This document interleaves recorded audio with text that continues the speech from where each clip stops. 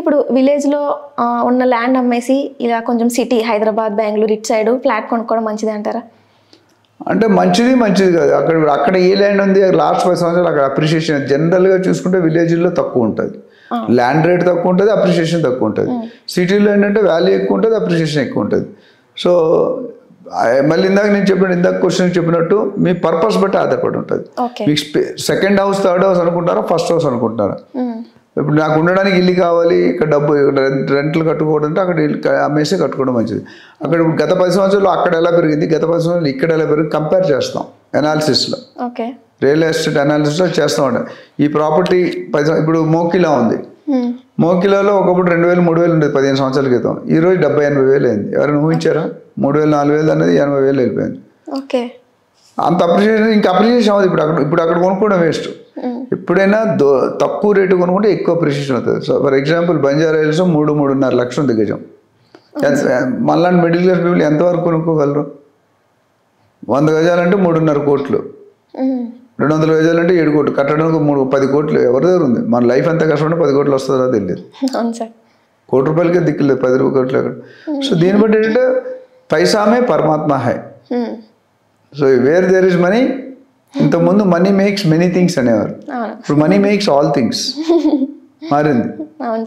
అంతేనా? సో అది individual case to case చెప్పాలి. అందరికీ ఒక స్టాండర్డ్. ఇప్పుడు ఒక ముగ్గురు ఫ్రెండ్స్, మీరు మీ ఫ్రెండ్స్ ముగ్గురు ఓ పార్టీకి వెళ్ళారు, బర్త్డే పార్టీకో పెళ్ళికో. మీ ముగ్గురికి ఫుడ్ పాయిజన్ అయింది రాత్రికి. పొద్దున్న డాక్టర్ దగ్గరికి వెళ్తారు. మీ ముగ్గురికి ఒకటే మందు ఇస్తాడు, ఇప్పుడు వేరు వేరు మందులు ఇస్తాడు. ఒకటే మందు ఇస్తాడా? నీ బాడీ తత్వం వేరు, పక్కన వాళ్ళు వేరు, పక్కన వాళ్ళు వేరు, నీ స్ట్రెంగ్త్ వేరు, నీ ఇమ్యూనిటీ వేరు. పోనీ ఎలాగానే మందులు ఇస్తాడంటే ఫస్ట్ ఎలాగానే ఏం చేస్తాడు డాక్టర్? మీరు ఎలాగానే ఇంట్రోగేషన్ చేస్తాడు. ఏం తిన్నావు, ఎక్కడ తిరిగావు, ఎక్కడ తాగావు అని. పోనీ అప్పుడు మందులు ఇస్తాడు, అప్పుడు కూడా టెస్టులు రాస్తాడు. ఎగ్జాంపుల్ బాగుంది సార్. టెస్టులు రాస్తాడు. టెస్టులు రాసాక అప్పుడు ప్రిస్క్రిప్షన్ రాసి 3 రోజులు వాడు, తగ్గపోతే మళ్ళీ రా అంటాడు. డాక్టర్ దేవుడి తర్వాత దేవుడే, కానీ బట్ నిజంగా దేవుడు కాదు. దేవుడిలా ట్రై చేస్తారు ప్రాణాలు కాపాడని. అదేవిధంగా ఇన్వెస్ట్మెంట్ కూడా, సింహం నవ్వింది కదా అని ఫోటోగ్రాఫ్ తీసుకుంటే ఫోటోలో సింహం ఉంటుంది, నువ్వు ఉండవు. సో ఇన్వెస్ట్మెంట్ పెట్టగానే ఆయన ఒక గంట సేపు మాట్లాడి దాన్ని అనలైజ్ చేసి ఆయనకి ఏది సూటబుల్ అది మనం సజెస్ట్ చేస్తాం. సో ఫ్లాట్ మంచిదే.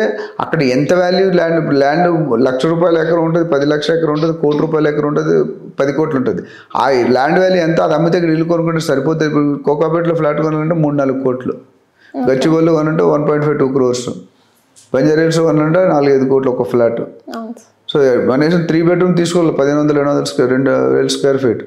So it all depends upon he's purpose, he's holding capacity. ఎంతకాలం ఈ ఫండ్స్, కొంతమంది అమ్మాయి పెళ్ళి అవుతుంది, నేను 4 సంవత్సరాల తర్వాత అమ్మేయాలంటాడు.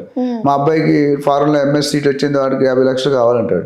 కొంతమంది నాకు పర్లేదు నెక్స్ట్ 20 years కదమన్నాడు. సో ఈ ముగ్గురు బయర్స్ వేరు, ముగ్గురు స్ట్రాటజీ వేరు, ముగ్గురు డెసిషన్ వేరు, ముగ్గురు సజెషన్ వేరు.